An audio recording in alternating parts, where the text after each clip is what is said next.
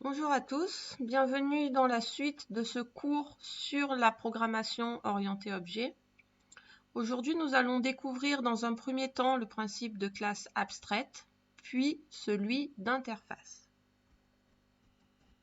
Si on reprend notre exemple, nous voyons que chaque classe fille de notre classe personnage a un rôle bien défini. Donc notre classe archer aura un comportement bien défini en plus du comportement défini par personnage. Notre classe guerrier également. Et notre classe magicien également. Donc c'est dans ces classes filles que l'on va finir de définir le comportement de chaque type de personnage. Alors à ce stade, nous constatons que du coup, dans notre application, nous allons avoir besoin d'instances de nos classes archer, guerrier ou magicien. Mais il n'est plus réellement souhaitable de pouvoir instancier un objet personnage. Donc personnage direct. Étant donné qu'un archer, un guerrier ou un magicien est également un personnage. Qu'on soit bien clair là-dessus. Mais pas seulement. Donc, nous, ce qu'on aimerait, c'est que le joueur instancie un archer, un guerrier ou un magicien, ou d'autres classes supplémentaires qui viendront s'ajouter à cette liste, mais pas un personnage. Donc, notre classe personnage, on va pouvoir faire en sorte que l'on ne puisse plus instancier directement un personnage à partir de notre classe personnage. Donc, c'est là qu'intervient le concept de classe abstraite. Alors pourquoi une classe abstraite? Parce qu'une classe abstraite va représenter un personnage, mais elle va être abstraite, c'est-à-dire qu'on ne va pas pouvoir instancier d'objets concrets à partir de celle-ci. Elle sera là uniquement pour spécifier le comportement commun de nos classes filles. Alors comment procéder pour rendre ma classe personnage abstraite? Bien, c'est simple. Pour rendre une classe abstraite, il va suffire d'utiliser un mot-clé. Et ce mot-clé, c'est le mot-clé abstract.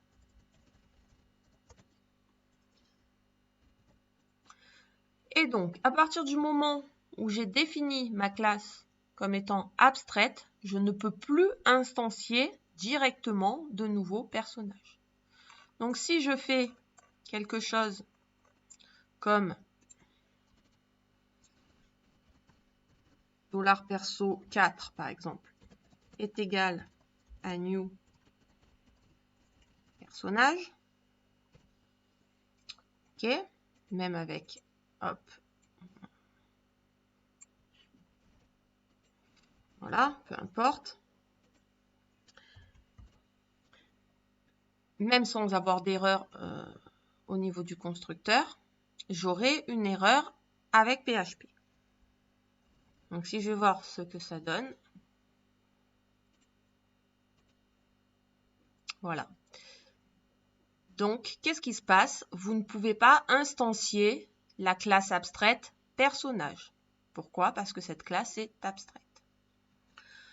Donc c'est une protection qui va nous permettre d'utiliser uniquement les définitions de cette classe pour caractériser nos classes filles qui, elles, seront concrètes, donc instanciables.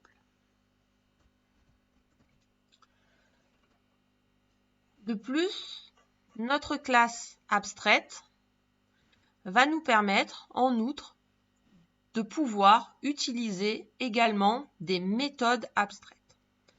Alors, qu'est-ce qu'une méthode abstraite? C'est une méthode, par exemple, on va prendre notre méthode attaquer, par exemple.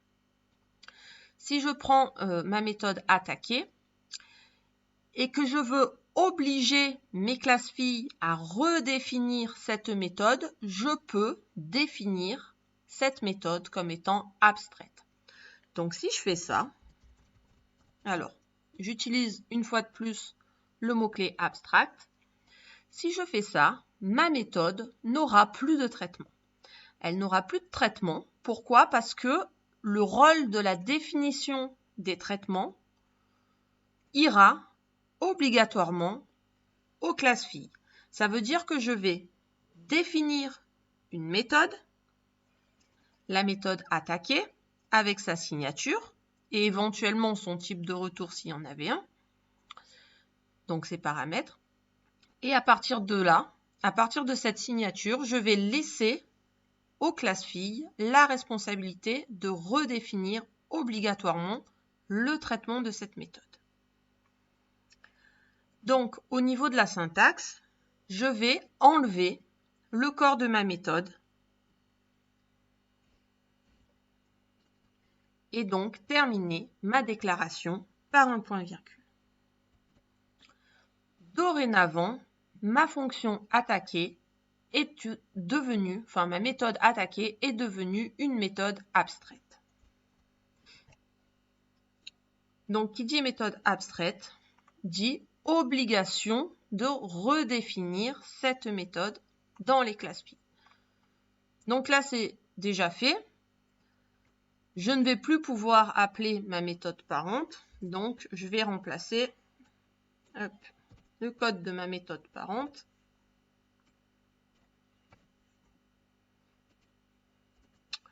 par le code que j'ai récupéré. Donc de cette manière-là, si j'oblige ma classe fille à redéfinir ces traitements-là, je vais pouvoir modifier en fonction de la classe dans laquelle ce code est réimplémenté, je vais pouvoir le modifier pour qu'il soit différent dans chaque classe fille. En résumé, une méthode abstraite est une sorte de contrat passé dans la classe mère qui oblige à redéfinir cette méthode dans la classe fille. Si je ne le fais pas, j'aurai une erreur. Donc une méthode, pour conclure, une méthode abstraite, voire une classe abstraite, permet d'ajouter un niveau d'abstraction au niveau des responsabilités de nos classes. Nous permettent de factoriser notre code, donc en mettant les comportements communs dans une classe mère non instanciable, qui va éventuellement également obliger ces classes filles à réimplémenter certains traitements. Pourquoi? Parce que le développeur qui va utiliser l'une de ces classes filles à partir de la documentation, à partir des méthodes disponibles, donc à partir des méthodes de cette classe mère, doit pouvoir utiliser chacune de ces classes filles. Donc peu importe la manière dont les traitements sont implémentés, le développeur saura qu'il peut appeler une méthode attaquée sur n'importe quelle classe et qui vont hériter de notre classe personnage. C'est ça le plus important. Donc le développeur qui va utiliser une des classes filles ou n'importe quelle autre classe dans la hiérarchie qui héritera de notre classe personnage, il saura qu'il peut utiliser une méthode attaquée qui a cette signature-là, qui prendra toujours une instance dérivée de personnage, et quoi qu'il arrive, peu importe la manière dont ce personnage va attaquer, ça fonctionnera, ça ne retournera pas d'erreur. Donc ça nous permet d'encapsuler les traitements, ça permet de sécuriser nos classes parce que le développeur, il n'aura pas accès au code tel qu'il est implémenté dans les classes, peu importe, c'est un petit peu ce que nous on fait quand on utilise des classes de PHP ou des fonctions du langage PHP. On ne sait pas comment les choses sont implémentées derrière, tout ce qu'on sait, c'est comment l'utiliser.